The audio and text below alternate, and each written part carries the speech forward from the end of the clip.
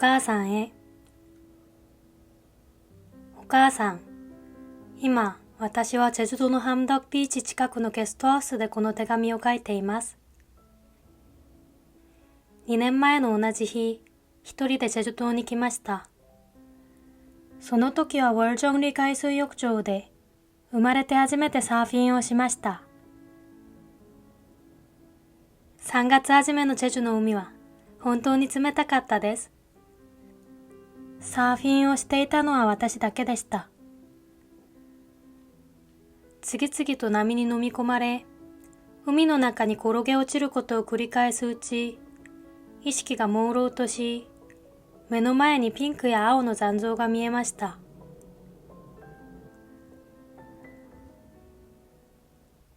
それからベジタリアンレストランを探して40分間も雨に打たれながら歩いたりもしました。チェジュの海風はまたどれほど強烈だったことか。傘を差しても四方から雨風が激しく吹きつけてきました。雨が横殴りに降るという言葉の意味をその時初めて知りました。雨も防げない、骨がぐらつくような頼りない傘を握りしめ、ひっくり返るのではないか、折れるのではないかと、慌てふためく自分の姿が滑稽で、傘をささずに雨の中を歩きました。そのうち、一人で腹を抱えて笑ってしまいました。自然の前で人間とはいかに取るに足らずちっぽけなものか。皆に止められる中、3月初めの海にどうしても波をつかもうと飛び込んだわ。この狂った波が私を殺そうとしていると、やめてくれと叫びました。それは、お父さんが脳出血で入院してからたったの1ヶ月ほど過ぎた時でした。私は自分では耐えきれない苦痛の前に崩れ落ちることを恐れて、何か大いなる人生の真理でも悟るつもりでチェジュ島へ行ったのでした。そんな私の方を波が容赦なく叩きつけたんです。目が覚めるようでした。制御する間もなく押し寄せる自然災害のような苦痛をずる賢くかわす王土などないのだと教えてくれるようでした。2年前のあの記憶がとても遠い昔のことのように感じられます。当時、私はその苦痛に真正面から向き合うことができませんでした。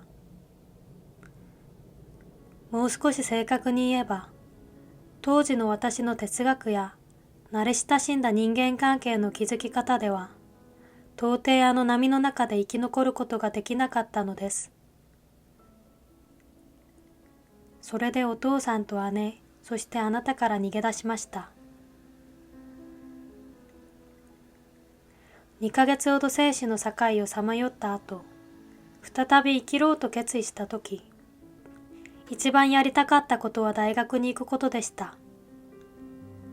自分でもそんな考えを抱いているとは気づいていなかったので、とても驚きました。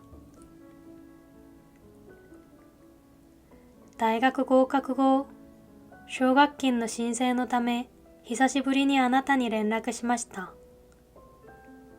半年ぶりに私が訪ねたとき、あなたはどんな気分だったのでしょうか。月に20万ウォンずつ援助できるというメッセージを送られたときは、たくさん泣きました。その時初めて、あなたの娘になったような気がしました。そのメッセージを写真に撮って、しばらくの間スマホの待ち受け画面にしておきました。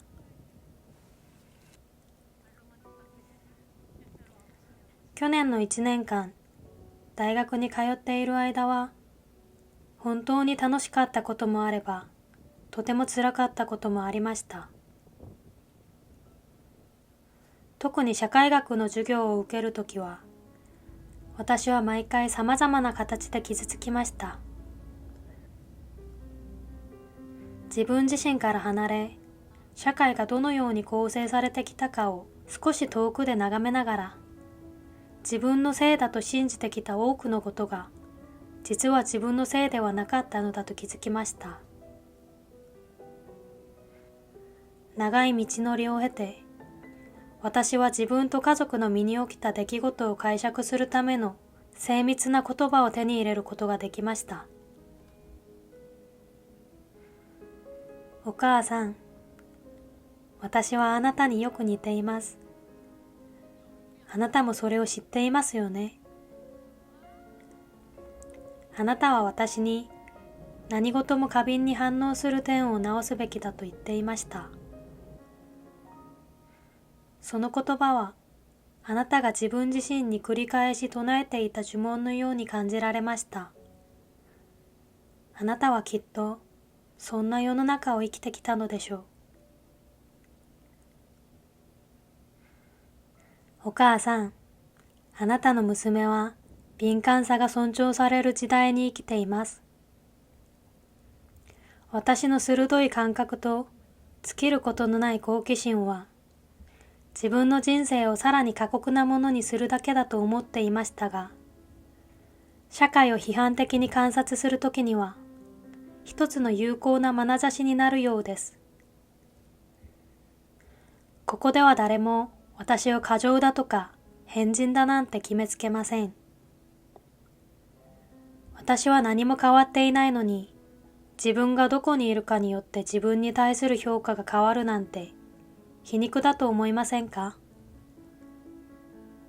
このような人生を手に入れるまでに長い時間がかかりましたが、私があなたより優れているとか努力したからだとは思いません。間違いなく私は恵まれた時代に生きています。とはいえ、人生が楽になったわけではありません。1月末にはこれまで先送りしていた疲労と苦痛が一気に押し寄せ、生きる意志が折れてしまい、数日間入院しました。今はだいぶ良くなりました。人運に恵まれているのか、周りにはいい友達がたくさんいます。多くの人々に助けられ、冬を乗り越え、新しい春を迎えます。お父さんの面倒を見てくれていることに、心から感謝しています。私もまた、自分のいる場所で人生を耐え抜いていることを伝えます。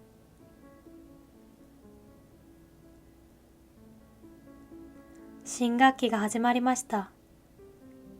今回も勉強を存分に楽しみます。近いうちにまた近況を伝えるか、会いに行きます。2026年3月8日、チェジュにて、あなたの娘、ユミより。